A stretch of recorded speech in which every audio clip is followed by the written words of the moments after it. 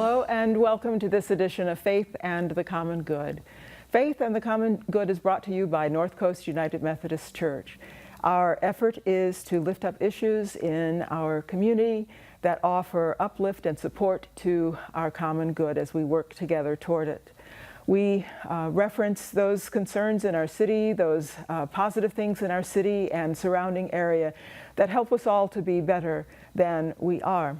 Today we will be in conversation with residents of Oceanside who have been married for 62 years and who also offer to us insights on the experience of immigration.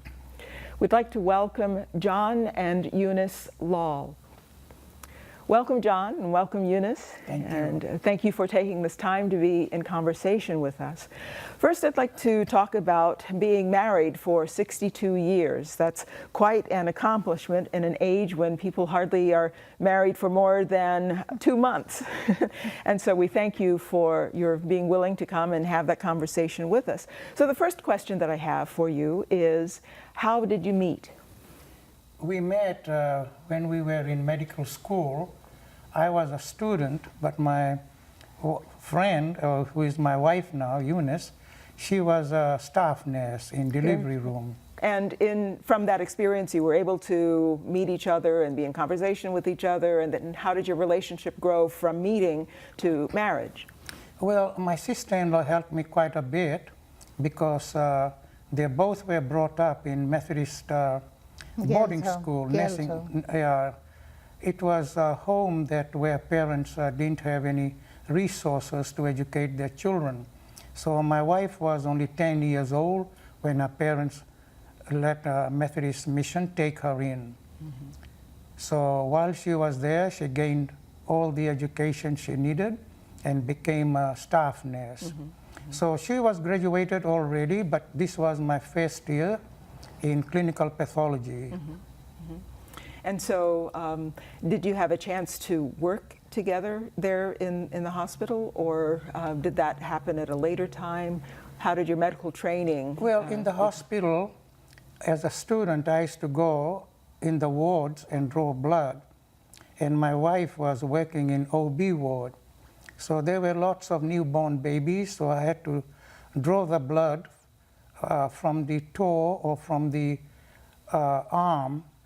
It was very small arm, so I had to use a very small needle or a scalpel. And that's where I met her. She used to come and help me to hold the baby down while I was drawing the blood. Mm-hmm. Mm-hmm. So you very early learned how to work together. Yeah, you know, when there is smoke, there is always fire. There's smoke, there's always so, you know, fire. out of all the students there, about 200 nurses, and she was one of the most beautiful ones. And I made sure I won't let her go by. And so, Eunice, John has spoken of you. When you first met John, was this love at first sight, or did you have to spend some time? It developed gradually. Love that developed gradually. And I'd say that that's the love that endures, and as you have given us evidence of that through 62 years of marriage, what can you say you've learned in your marriage? You've learned how to be supportive of one another. You just shared the story of your work together. And what other ways have you learned what marriage is about, what love is about? We had hardships, trials, and tribulations, but we overcame them all. Mm-hmm. And I always had faith in God. Mm-hmm. And I always said my prayers, although when I got married, we lived with the family, his brother and family and my mother-in-law. Mm-hmm. We all lived in the same house, and they were all from worshipping, you know, mm-hmm. in Hindu religion, so it was hard for me mm-hmm. as a Christian mm-hmm. to fit myself in there, mm-hmm. but I never gave up. Mm-hmm. Mm-hmm. And when I had the opportunity, when the children were a little bigger, he was away, of course, came to the States. I still took them to church. Mm-hmm. On the bus we went mm-hmm. on Sundays, and then we came back home. Mm-hmm. And those were the easiest days of my life, but mm-hmm. like I said, I did it by the help of God, I was able to accomplish it. And then in due course, I came over to the States with my 3 children, and then that's when we met and we started the second phase of our life together. Yes. Yes. But it was difficult because he was in the military, and then we had to move all the time too.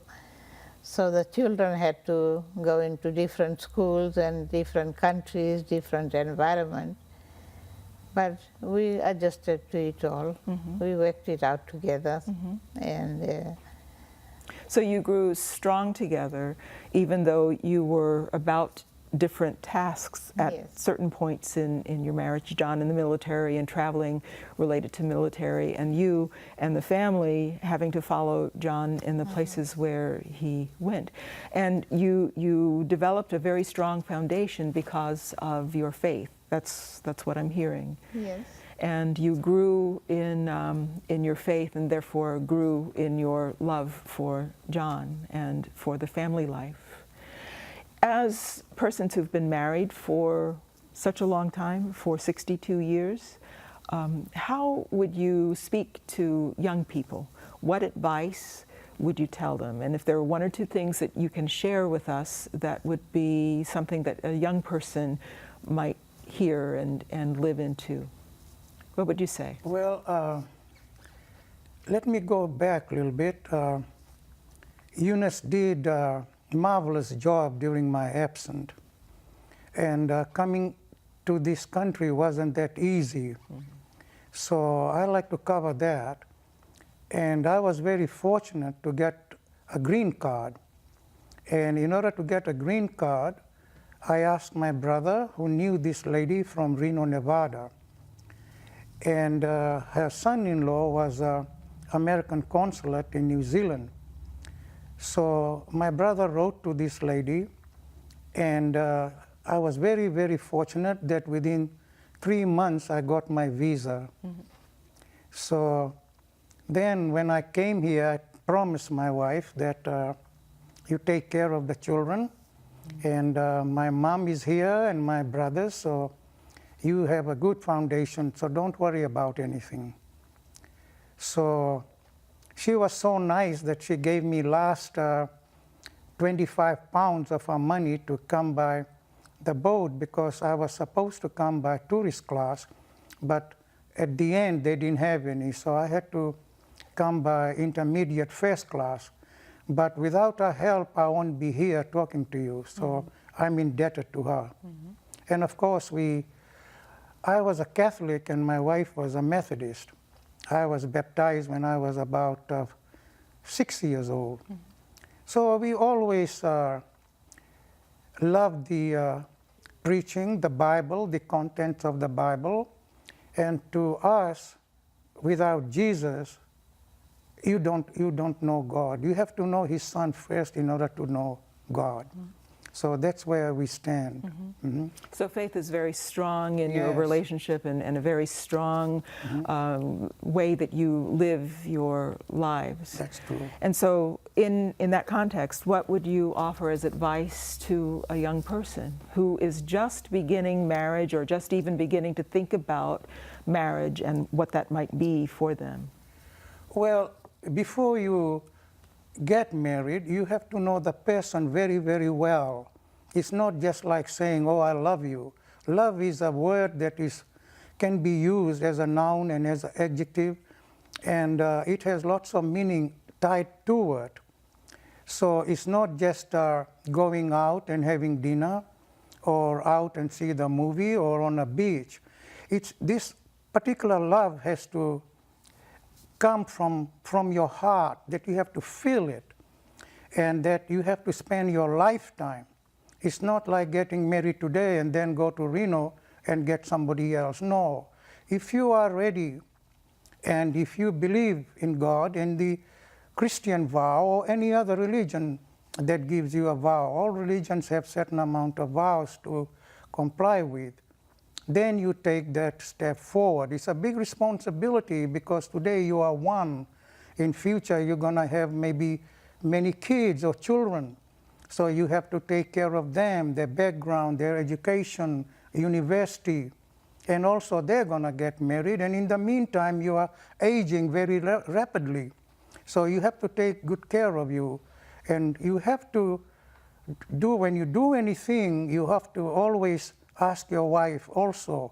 So she should be a participant, not individual or a selfish decision to make. Mm-hmm. So the value of developing a deep relationship with one another where you're hearing and responding to each other, not only in needs but also in times of celebration. You are leaning very closely and relying upon one another. Then taking the responsibility that is required, firstly of an adult, but most certainly of a spouse, taking responsibility for things that happen in your marriage. And that's true for even the times when arguments happen, because no relationship is without an argument. But it's not something that stops you, it's something that helps you to gel in your understanding of one another. How do you lean on each other, especially in times of difficulty? How is marriage most important for you in those times when you're sick, in those times when you're worried? How is marriage supportive? Well, so far we've been very fortunate. You know, without her, the life is difficult because we've been united for so many years. And during our marital life, I don't think so that we got sick where death might have been involved. So it's a hard question to answer, but in case if I got sick, I'm sure she's gonna stand right beside me. And when she gets sick, I think I'll do the same. Mm-hmm. And that's one of the vows, whether in death or in happiness. Mm-hmm. You have to abide. See, the principal clause of marriage is the minister's vow. And it vows simplifies it that whether in health or in wealth, you have to support each other all the time. Mm-hmm. In my military life, I always thought about her. Mm-hmm. So absent or together, your concern is for each other. Your care is for each other and for the family that you have brought to life and have nurtured into adulthood. So how many children do you have? 3. You have 3 children. Mm-hmm. And how many grandchildren do you have? 3 grandchildren and 1 great-grandson. 3 great-grandchildren and 1 great-grand. So we are great-grandfather now. Great-grandparents. Mm-hmm. And certainly that is one blessing that one can speak of, not only your life together, but what you see that comes after you. Thank you. So part of marriage is also laying the groundwork for the future so that you, when looking at the faces and the behaviors and the attitudes of your children and your grandchildren and your great-grandchildren, you're able to see what you have offered to them as lessons that have been learned. Mm-hmm. And so we want to thank you for sharing a little bit about your relationship. I know there are many, many, many, many stories that we could hear. And perhaps we'll have time at some point to share those stories. But now we're going to take a little break. And when we come back, we want to talk about your experience of immigration and what that has been.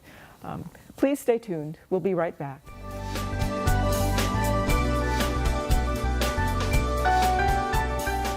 Thank you for coming back. You're watching this episode of Faith and the Common Good, brought to you by North Coast United Methodist Church.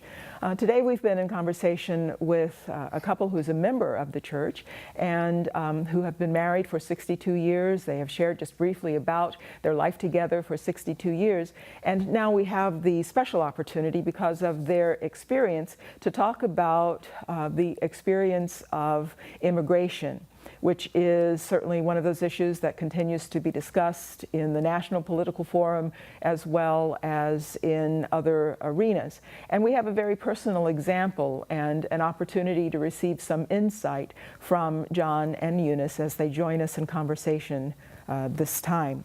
And so John and Eunice, thank you for being here, and thank you for sharing your life story in part. And we continue to talk about your life story as we talk about your personal story of immigration. You've been in Oceanside for 5 years, but you've come a long journey to get to this place. And so we'd like to hear a little bit about your beginnings in Fiji, and starting with the question of why you came to the United States. John? Well, Pastor, this is a very interesting question. I was a pension clerk and balancing the ledgers of all the pensioners in British Crown colony. So in the meantime, my desire was to become something in medical field because I was very good in anatomy and physiology, and I got interested in that field. So luckily I got transferred to post office at government building. So I was a postmaster in there for about a year. And then a guy came from England to help me. So he didn't do anything. He used to go up in the courthouse and listen to the court case while I was minding the post office. So I wanted a transfer. So they transferred me to International Airport, where I could make more money by picking up mail bags from the airlines. In those days, we had Pan American World Airways. So the postmaster was very nice to me. So I worked lots of overtime, and I made enough money that I could migrate.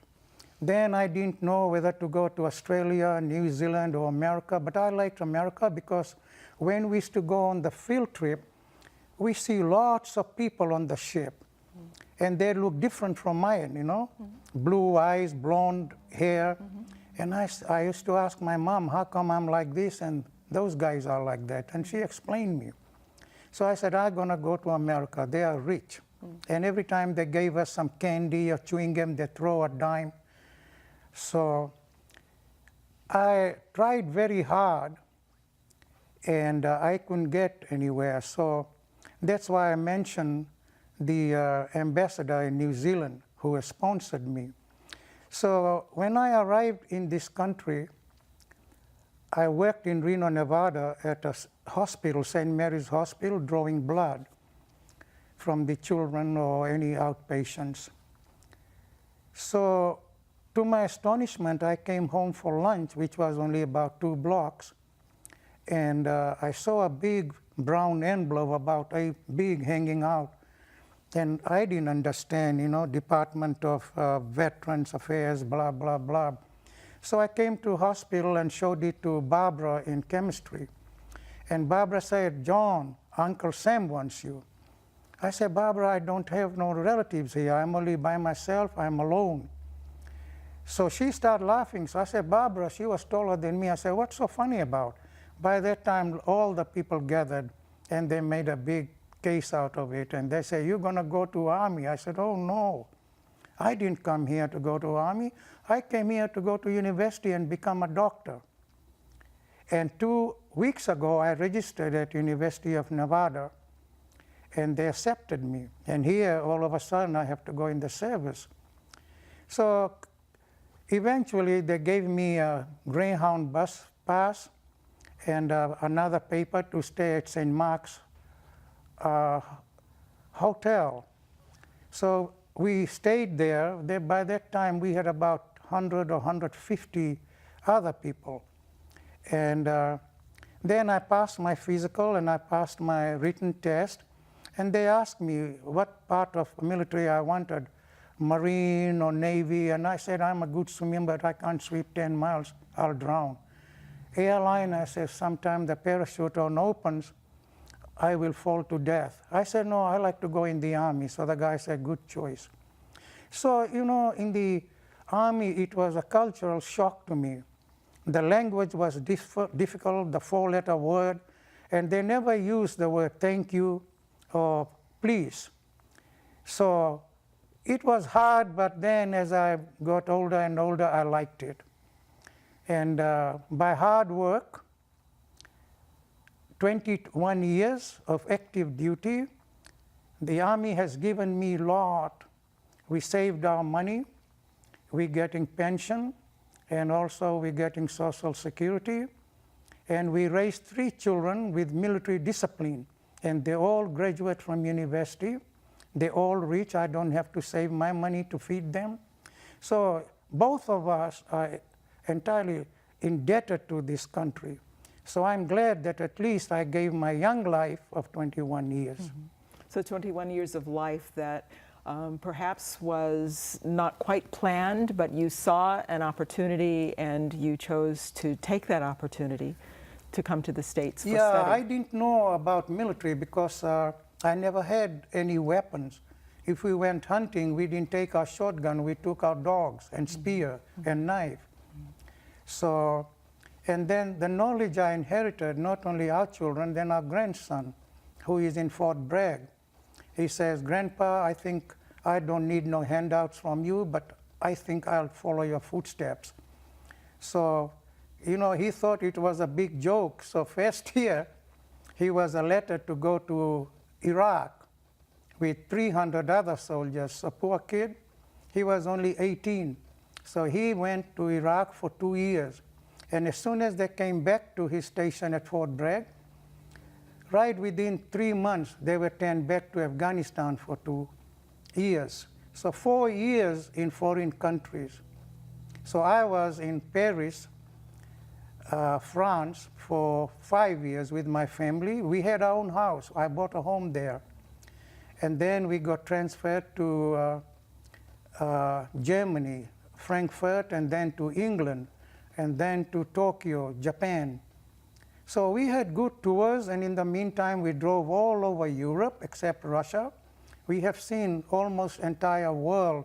Why? Because of military life. Mm-hmm. Mm-hmm. You know, you can get a hop on military plane, and I don't regret it, and I encourage. Beside monetary values and your career, I became a clinical lab microbiologist. So that's quite good. I understand it very well. I like the career. But, you know, if you behave, you conduct your life, you can be very, very successful. Mm-hmm. I retired at the age of 43 and never went back to work. Why? Because we use our parents' discipline, and during those times, you know, military pay was only $50, but I retired with $1 million in my pocket. Because of my wife. We worked hard. From $50 a month. So I think anyone who wants to work hard, whether it's dishwashing, we've been through that. Dishwasher, cleaning the houses, cutting the lawns. What we haven't done, you ask me. Sure.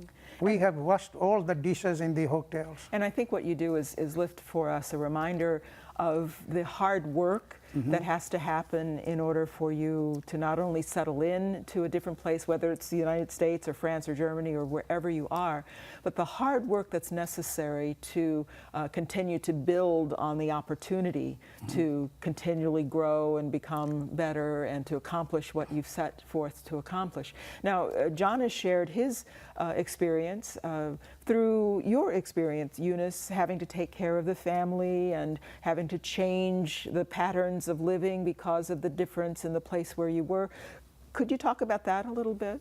Yes, it wasn't easy, especially me migrating to this big country of United States from little Fiji Islands that half the people here don't even know where Fiji Islands is. So the transition was hard because I had to, first of all, our goal for coming over was to educate my children. That was my main goal in our life. So he said, I have to leave, I'll go, but I will get you to follow me later, which he did. It wasn't easy, but he did. I had to wait patiently because he was in the military and transferring from this country to another until it was possible. So I did migrate with them, and it was hard coming on a ship with 3 small children, the youngest being 6 and 8 and 11. And I had to mind them well on the ship that they didn't get into any trouble or accident or anything else. So anyway, I made the transition okay. And then another obstacle was when I got to San Francisco, I stayed with a friend. A lady friend. We had to wait until we got our port call, which was the ticket from the military for us to travel to where he was in France. And when I got off the plane, I didn't know where I had to come to Fort Dix, New Jersey. And I have 3 children, 4 suitcases. Now where do I go? Right. So I got a taxi, and then we came over, and he dropped us at the airport that was going to take us over there. So there I was with my 3 children waiting all day at the airport. The plane leaves at night. And so I got on the plane at midnight or somewhere around there, and we got on the plane to go to France.